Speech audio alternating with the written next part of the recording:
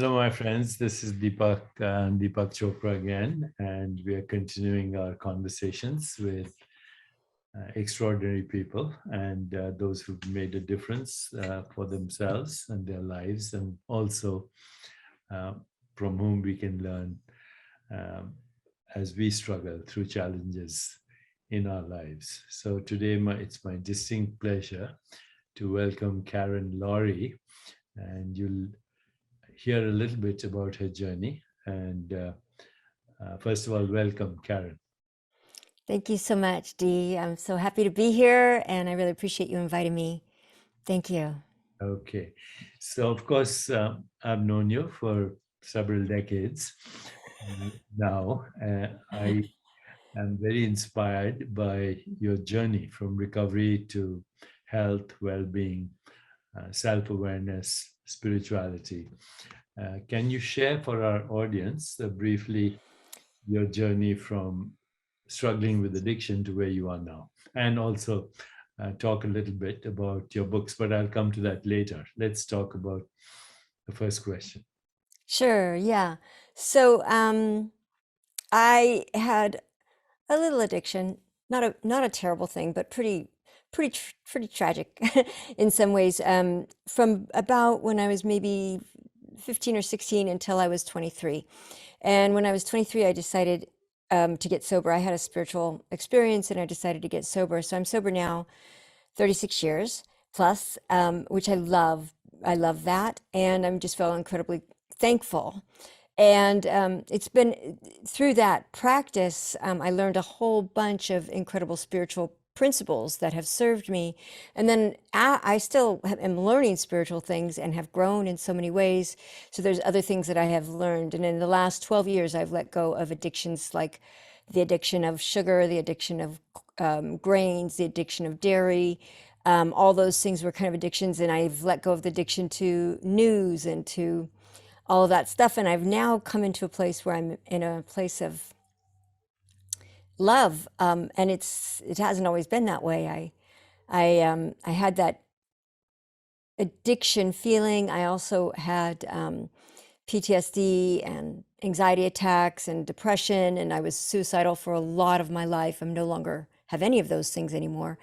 And I had chronic pain for a while. I had narcolepsy, and I've cured the narcolepsy. I don't have any more pain in my body. Everything has changed. My relationships have changed. I don't get triggered in a negative way. I get triggered in a positive way, like into more love and into more joy, but not in a negative way anymore. And so that's remarkable from the way I was getting triggered, where something could throw me off and I'd be in a panic or I'd be dissociated. So I don't have that anymore. I've been practicing for the last 12 years on a very consistent level, being in a state of unconditional love. And so in that process, so many things have healed, and I've learned how to heal myself. So, from the age of 15 to 23, uh, you were addicted to substance, right? Can you say Yeah. what? Yeah. I mean, part of it was, I think, probably a way to try to treat the narcolepsy that I think I got when I was around 3 when I had a bad concussion. So I was doing things that gave me more energy, usually amphetamine. I did a little bit of cocaine, but not much. It was too intense for me. And then alcohol. I couldn't handle pot. That was too intense for me. But so mostly it was amphetamine and alcohol. Those were the two that I really connected with. But what I found, and if you don't mind me sharing this, is that what I was looking for from those drugs is what I now have from my spirit. And I think that that is one of the things that most people don't realize, is that when you fill yourself up with the energy of your spirit, which is that energy of love and bliss and presence and power and joy, things shift so fast. I've gotten so spectacularly healthy, but I didn't have that when I was a kid. I was an active gymnast at the time and working out and going to college and all that stuff, and I always felt like I needed something to deal with the traumas that I'd had when I was younger. So you were able to overcome what we would call substance addiction, particularly alcohol and a little bit of other stuff. Can you ask that again? I didn't hear it. Now you overcame uh, the addiction to both alcohol and other substances a long time ago, from the age of 15 to 23, which is significant, 8 years you struggled. What would you attribute that recovery? And I'll come to now. What was that recovery? Uh, was that also a spiritual transformation? You know, there's a couple things. One was definitely had a spiritual awakening, but another one was I was in a community of people that had had a similar experience.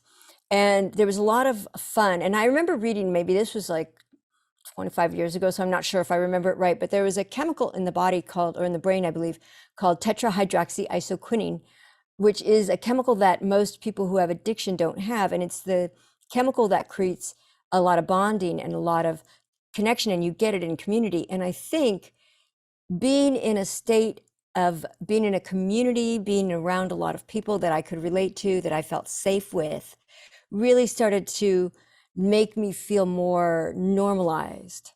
But I've also had a real signal on, I mean, a real emphasis on mind body science. And that's been something that's been really important for me. Even when I was having that issue, I used to ditch school in high school to go read mind body science because it was so fascinating how the mind affected the body. So even though I was dealing with this stuff, I still had that focus going on. And then over the years, you say you slowly kind of detached from your addictive tendencies towards other things, dairy products, and also other food items, and also the way you deal with relationships. Talk a little bit about that. What brought that on?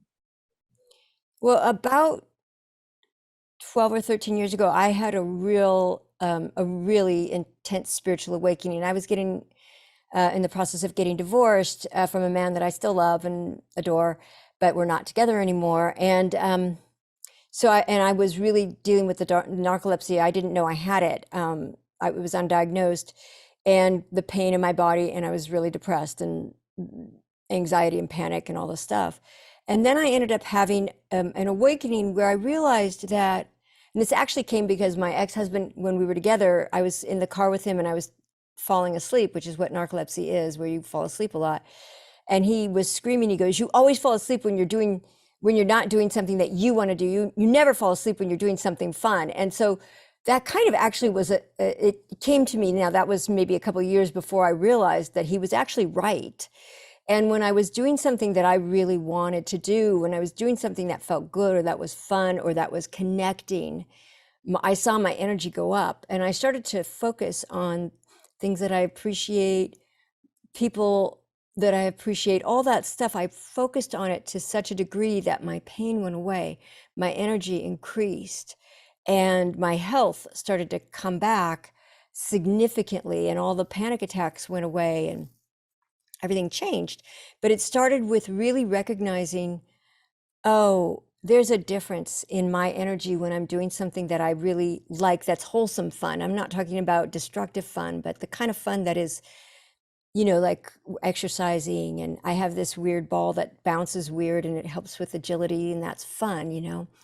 So those kinds of things that were fun and being with people that I liked, it all started to raise my energy, and it helped me feel connected to my spirit. I'd had lots of spiritual experiences before, but at that point I became committed on a deeper level to my spirit. I remember this actually was funny because I had this obsessive mind, and the mind would obsess on what somebody had done that was wrong or what somebody had hurt me with. And I heard my spirit, because I had said, how do I clear this? And this was like 13 years ago. My spirit said, harness the vehicle of obsession. Most people use it to their destruction, but you can use it for your benefit. And I said, what does that mean? They said, focus on something that feels good. And the feeling I got was the word japa, which is a Sanskrit word, I think, which means the repetition of a sacred name or phrase. And I started to focus on, thank you, God, I love you, God, just as I walked. And the obsession in my brain became an obsession of thankfulness. So this is very interesting, Karen, because all the literature suggests right now that recovery from addiction is very rare, as you know. A very small percentage of people have experienced this kind of freedom that you now have. And one of the reasons that's probably why that's true is that memory, what we call memory, is not in the brain. Memory is in consciousness. And of course, it corresponds to activity in the brain, but the actual memory is not in the brain, it's in consciousness. Therefore, it cannot be erased. No memory can be erased, conscious or subconscious, but it can be overshadowed by creating new memories, which is what you did. You created new memories of joy, of exhilaration, of, I would say, moving from spirits to spirit in a way, metaphorically. And even though the memory hasn't gone away, it does not surface anymore because you have created new memories to anchor yourself in. And I love that phrase that you used, harnessing, in fact, the power of your obsessive tendencies. And that makes a lot of sense to me. So you have written a few books. Tell us about the books. Oh, you're so sweet. Well, the first book I wrote is called Chronic Pleasure, and I wrote that because I had been in so much pain, and you endorsed it. And I really appreciate that. And this book helps people let go of pain and fatigue and have more energy. And the reason I wrote it is because I'd had an injury on my hand 4 years ago where the three tendons were severed. And I didn't have any pain. I had such little pain that I was going to go bike riding, and it was only because my neighbor walked by and he said, "You have to go to the hospital." So I ended up needing I needed surgery and lots of stitches and 10 months of physical therapy. I wrote Chronic Pleasure. Then this book is a memoir, just because I'm an actress and I've done tons of stuff and people wanted to know about my life. And so you're in this book, by the way, of how I met you and the synchronicities there. And the third book is called Chronic Pleasure in Relationships, Inspire the Best in Men. And when you had asked about relationships, all my relationships have shifted to relationships of appreciation. I used to look at what somebody had done that was wrong and it would just play. That's what caused that prayer about how do I get out of this obsession, harness that vehicle of obsession in a positive way. And as I had been focused in this negative way, I always saw what somebody was doing wrong or how they were hurting me. And then when I got that understanding about using japa in that way, all my relationships started to change. And I practiced looking at every single relationship. What were the gifts? What were the things that were really fun? And I saw it about my mom, my dad, my ex-husband, everybody in my life. All the relationships changed because I literally started focusing on just what I loved about them, all the wonderful things we'd experienced, all the sweetness in the relationships. And now I have only harmony in my relationships. It's just amazing. So this is very inspiring. All those books are very inspiring, and you're helping a lot of people right now. But I think what you've given insight today is very, very important. What you've given insight to, whatever the addiction is, whether it's what other people did to you or how you might have been, in some people's mind, abused or taken advantage of, you actually discovered in those adversities the seed for what would be called liberation or freedom. What's your hope other people can learn from your experience and your books? If there were one or two or three takeaways, what would those be? Because these are very rare insights, what you've shared, and it's not common. First of all, what do you think of the usual 12-step recovery programs, etc., that say once you're an addict forever? I've always thought about addiction being the memory of pleasure, which is now painful. So, the memory of pleasure overrides the pain you experience, even as you're using the substance that Yeah. brought you pleasure in the past. Would you agree with that? Yes, but it's a negative pleasure, I would say, because there's a positive pleasure that comes from appreciating people, from love, from smelling good flowers, you know. One of the things that I would love to share with people, my mom is Greek and I love etymology just because she's Greek. And so that's all she taught me, a lot of etymology. But one of the things that I've learned is that the word addict comes from the Latin root addicere. So the word addict is actually means to, and dict is part of dicere, which is to say, or like diction, to say, to say. So what you think about what a lot of people who have addictions are saying to themselves, what we grow up saying are, I'm not good enough, nobody loves me, nobody understands me, nobody cares. I'm stupid. I get everything wrong. I don't know how to do things. I'm never going to make it. I'm a failure. People don't see me. People don't get me. Nobody gets me. Nobody loves me. All this stuff. I'm not safe. Life is scary. The world doesn't like me. I should die. That kind of thinking is what is, I believe, a big basis of addiction, what you're saying to yourself. So, what I would suggest to anybody who's listening is if you could start to talk to yourself in a kind way, in a supportive way. You are good enough. You are important. You are beautiful. You are valuable. You are worthy. You are deserving of everything you want. You are precious. You are someone that's easy to love. You're lovable. You're good enough. And I would start to practice telling yourself those kinds of things. So to say to yourself, addicere, addict, to say to yourself things like that so that you could start to shift the way that you think. And when you think in a way where you do feel wanted, where you do feel valuable, where you do feel loved, you shift yourself from the addictive mind where you're looking for something outside of yourself to that mind where you have freedom, where you're safe, where you feel connected. Before we close, can we just show your books again to our audience? And where can people get them from? Yeah, my books again.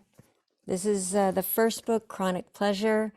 This is the second book, Effortless Enchantment. And this is the third book, Chronic Pleasure in Relationships. And they're available everywhere that books are sold, but you can get them for free at chronicpleasurebook.com. chronicpleasurebook.com. Well, that's very useful for our audience to know. I'm sure they'll buy them as well, but they can also take advantage of your free offer. I'm very grateful, Karen, to you.